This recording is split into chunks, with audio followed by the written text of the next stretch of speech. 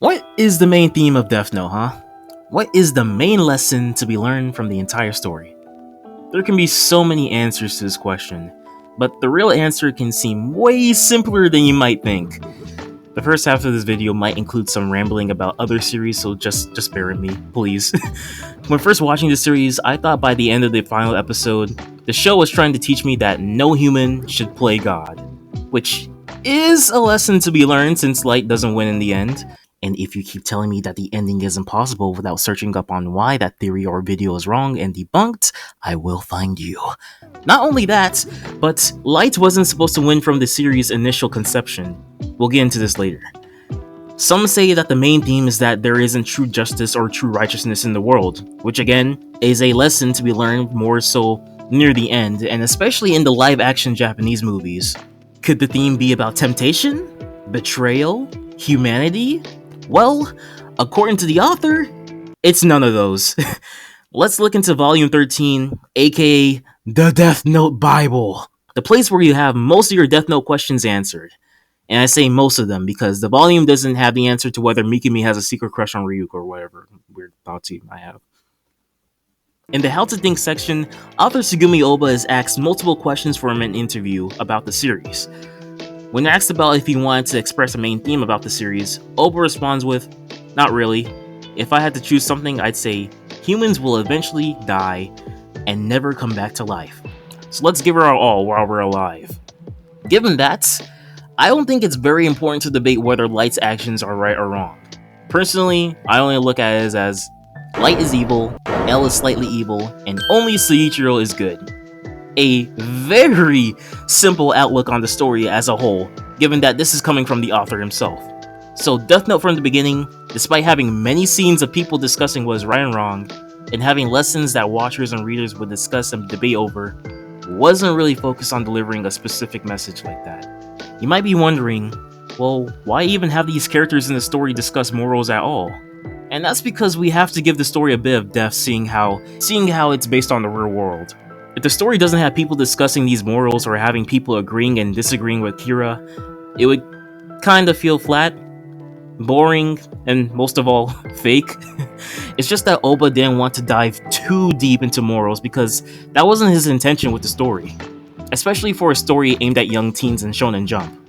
He even mentions before in some questions about Mikami's backstory that he didn't want to focus on human drama, but rather the harshness of reality. And it's actually astonishing how restricted in drama Obha wrote the story because the fans still come up and discuss topics that aren't delved into deeply with the story. Other iterations of Death Note delve into these topics more, such as Light and Soichiro's relationship on justice in the live-action movies, the TV drama being an actual drama, and I haven't seen the Death Note musical yet, I'll probably watch it this week. But I assume that iteration of Death Note, along with many others, try to delve deep into different aspects the original series had lightly touched upon. I do wish the original series had more of this, but I understand where Obha is coming from. This just encourages me to convince Death Note fans to try out the other versions of the series, because believe me, they are fantastic. Well, most of them. According to Obha, focusing on drama will make the pacing of the story slower. Plus, with human drama, it's easy to get philosophical and preachy. If you go too far with that, the story is no longer interesting. Although I would believe that having a little bit more drama won't affect the pacing too much, depending on how well you implement it into the story, I can't deny the fact that Death Note has incredible pacing. Obha also goes on to state that Death Note was more focused on enjoying the mind games between Light, L, and the rest of the cast. Because it's aimed at the young, you're able to naturally push back ideology and focus on entertainment. If it were aimed at an older audience, they would expect more debate over the issues and therefore, it would have to go in a different direction. So, maybe if Death Note was a seinen Jump series instead of shonen, we would have gotten a story based on philosophy and much more darker themes. If you want a seinen anime or manga that's like Death Note, I'm watching Monster right now and it is entertaining as hell, and I'll suggest Steel Ball Run because I'm biased.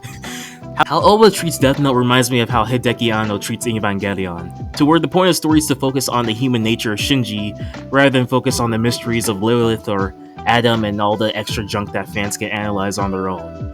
It's possibly why people have trouble getting into Evangelion, because they don't know what to focus on.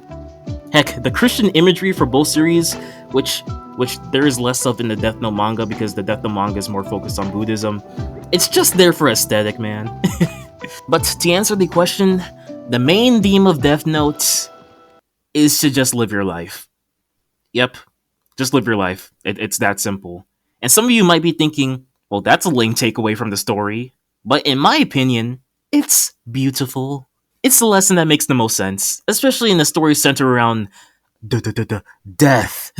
The biggest lesson that Obha wanted to put into the reader's minds is that once humans die, they can never come back to life. And once they die, they become nothingness. You only live once. This is shown after Light's anxious death. Now, people have different religions in the world and may not like the statement the story tells readers, but let's just be respectful for what Obha was intending to write and not get too deep on what the afterlife brings, okay? It's just a fictional story. Please, don't argue, for my sake. This sentiment was intended to be shown right from the series' development stage, that everyone who dies won't come back to life. This isn't just to make this fictional story different from other shonen manga where characters can easily come back to life, and that's also part of the reason why the death eraser from the pilot manga was removed. Having people come back to life would make this story more complicated. But it's to show how tragic everyone's story in Death Note is. More so, everyone who dies. So, let's list them off, shall we? Light Yagami, who Sugumi Oba hints that he's probably the biggest victim of the story. And to the people who keep disagreeing, I will keep putting that fact in your brain because the author said it himself. He keeps repeating that fact in volume 13. Obata also thinks this, and it's also the fucking point of the story. Stop telling me I'm wrong. He's a character whose life could have turned out better if he never picked up the Death Note. He could have had a regular life where his family is all alive and happy, possibly become one of the greatest police officers in the world, and possibly fight criminals next to L. The world had lost one of the brightest, smartest, upstanding individuals once Light had picked up the Death Note. And when Light thought his life had become way better once his boredom was washed away, he doesn't realize that he's only hurting himself, and others as well. The new world in which he wanted his family to live in isn't created, and his father ends up dying, and his sister is scarred from her kidnapping. Light ends up dying at the young age of 23, when he had his whole life ahead of him. A life that most people would want. Having amazing knowledge, charm with women, a loving family, all of that is gone.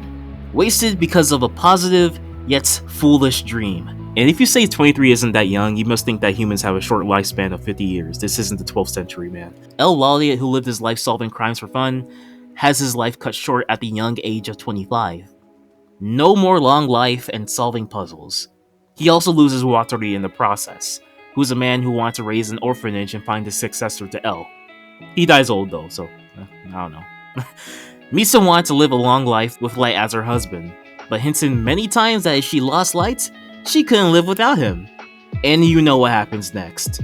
It's crazy how she spent her whole life trying to make Light like her, when he makes it obvious that he only wants to play the part of being a boyfriend and wasn't actually in love with her. Future video on Misa is coming soon. Teru Mikumi lived a life following coincidences that he believed weren't coincidences, punishing evil for a false god. But he ends up getting jailed as a criminal, which is even more insulting when you realize Mikumi is a prosecutor who hates criminals. And he ends up taking his own life when the god he followed wasn't all that he was made out to be. Kiyomi Takada, I thought she was going to live a swell life with Light as the goddess of the new world, but ends up going out as Light's last kill and probably the most painful death in the series. Soichiro, despite being old, loses his life thinking his son was innocent the entire time. And the family loses a father. Ray Pember and Naomi Misura never get to live a happy married life. Mello doesn't get to prove himself to Nier that he's a worthy successor to L and ends up dying, along with getting his friend Matt killed. And Nier, despite being the only major player to live, he doesn't get to live the rest of his life with his only potential friend. And if you're wondering, well, at least everyone gets to go to the afterlife called nothingness. No. Nothingness isn't really an afterlife. To demonstrate why Light's death is traumatizing and probably the best death scene in the series, let me show you what nothingness is. Imagine you're a character in Death Notes and you have a heart attack. It's painful. Your life is flashing before your eyes. And then...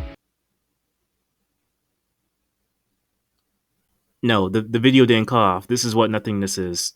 Nothing. Nothingness. You become nothing. It's almost like you cease to exist.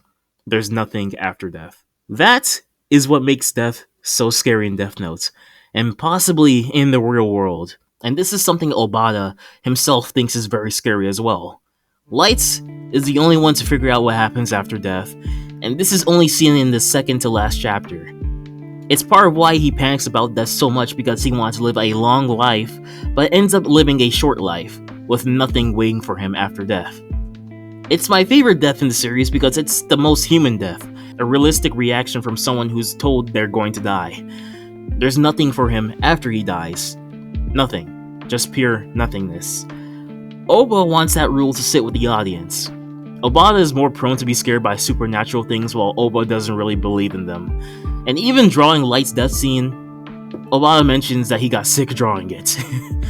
I'm personally very scared about what happens to us after we die. Ever since I was young, I would think about going to hell and getting very scared, but at some point I realized going to nothingness is scarier than going to hell. Drawing this chapter reminds me of that. Obha says the theme is for us to live life to the fullest, because there may be nothing waiting for us after death. The anime doesn't have this scene, probably to fit the 23-minute runtime, or to do their own version of the ending.